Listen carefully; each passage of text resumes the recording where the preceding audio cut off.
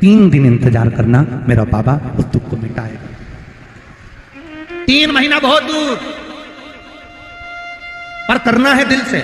और कई तरह के दीपक होते हैं, और दीपक का भी विधान वर्णन किया गया, उस दिए का भी वर्णन किया गया। यहां तक शास्त्र कहता है कि घर में अगर किसी को बहुत तेज बुखार आ गया है, बहुत तेज बुखार, और बच्चा उस बुखार में तप रहा है, बहुत तप रहा है, मारा, तुम जिस दिए में भगवान की आरती उतारते हो, जिस दिए से तुम भगवान की पूजन करते हो, उस दिए की बत्ती को नीचे डाल दीजिए और उस दिए को पानी की बाल्टी में धो दीजिए। कौन सी बाल्टी में? जिस बाल्टी के पानी से आप बच्चे को स्नान करा सको। मारा, केवल भगवान पर से ले जाकर, पास में से ले जाकर उस बाल्टी में थोड़ी देर डाल दो और उस बाल्टी के पानी से उस बच्चे को स्नान करा दीजिए। 15 से 20 मिनट, आधा घंटा लगेगा बच्चे का। बड़ी बेचैन दिख रही हो तुम, क्या बात है? पार्वती जी कहती है, देवव्रत, कश्मीर प्रदेश का एक भक्त देवव्रत बेलपत्री के वृक्ष के नीचे बैठकर आपका मंत्र जाप कर रहा। मैं आपको जगाना नहीं चाहती थी, पर बेलपत्री के वृक्ष के नीचे लक्ष्मी झाड़ू लगाती है, सरस्वती वीणा बजाती है, इंद्राणी उस बेलपत्री के वृक्ष के नीचे जल का सिंचन करती है, 33 कोटि देवी देवता उस बेलपत्री के वृक्ष की जड़ में विराजमान होते हैं।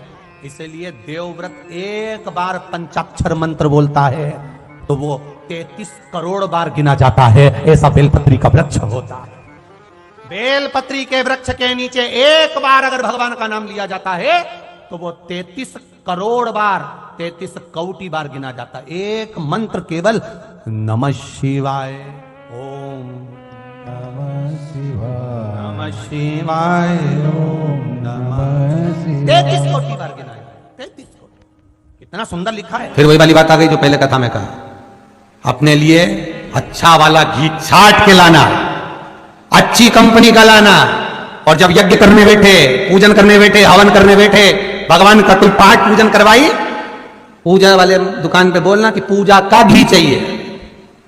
तो वो पूजा का सामान बेचने वाला भी चतुर था, उसने पूजा का ही घी दिया। तो इन्होंने पूछा, भैया ये घी कितने का? तो क्या 80 रुपए का? तो 80 रुपए का आधा किलो? तो क्या पूजा का है? भारत की भूमि पर, इस मृत्यु लोक में, पूरे विश्व में ऐसे कई घर हैं जिनके घर में गुजारा करने के भी आफत है।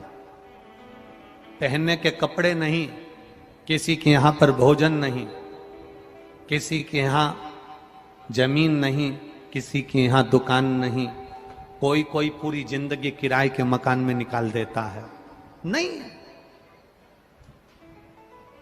मेरा एक निवेदन है, इस कथा को जितने छत्रपति संभाजी नगर के श्रोता भाई बहन श्रवण कर रहे हैं उनसे निवेदन करूंगा, आप हाथ का ठेला लगा रहे हो, सब्जी का ठेला लगा रहे हो, फल का ठेला लगा रहे हो, धक्के की जिंदगी जी रहे हो, दरवाजे पर बैठे हो, कहीं ना कहीं तुम दास्य भाव की जिंदगी जी रहे हो, तकलीफ में जिंदगी जी रहे हो, बहुत दुख की जिंदगी जी रहे हो, बहुत कष्ट की जिंदगी जी रहे हो, उनसे केवल निवेदन करूंगा, 3 महीने 2 जगह पर जल चढ़ाना प्रारंभ कर दीजिए, केवल 3 महीने। एक शंकर भगवान के शिवलिंग पर, दूसरा बेलपत्री के पेड़ के नीचे, 2 जगह पर जल चढ़ाना 3 महीने लगातार चालू कर दो, बाबा तुम्हारा हाथ पकड़कर तुम्हें उन्नति की सीढ़ी पर चढ़ा देगा।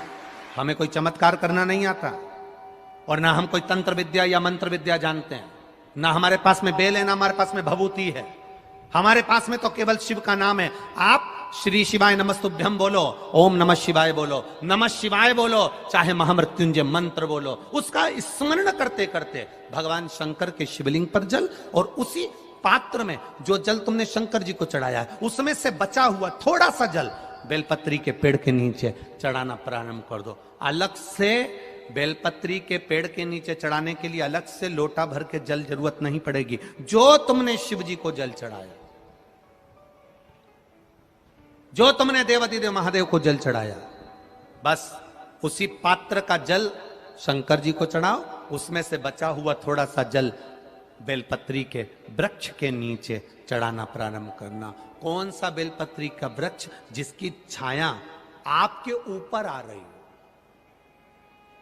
शिव महापुराण बड़ी सुंदर बात कहता है, ध्यान दीजिएगा। जिस बेलपत्री का पौधा तुम्हारे सिर का, और ये दोनों हाथ ऊपर कर लो, अपन खड़े हुए और खड़े होकर दोनों हाथ ऊपर करे, इतना बड़ा बेलपत्री का पौधा है उस बेलपत्री के पौधे की पत्ती को कभी तोड़कर शंकर जी को नहीं चढ़ाना चाहिए।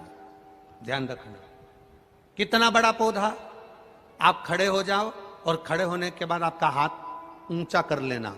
इतना बड़ा पौधा है, उस पौधे की पत्ती बेलपत्री को तोड़कर शंकर भगवान को कभी नहीं चढ़ाना। शंकर भगवान को उस बेलपत्री को, उस वृक्ष की पत्ती को तोड़ना चाहिए जो वृक्ष तुम्हारे हाथ से थोड़ा सा ऊंचा हो, जिसके लिए तुम्हें हाथ और ऊंचा करना पड़ रहा हो।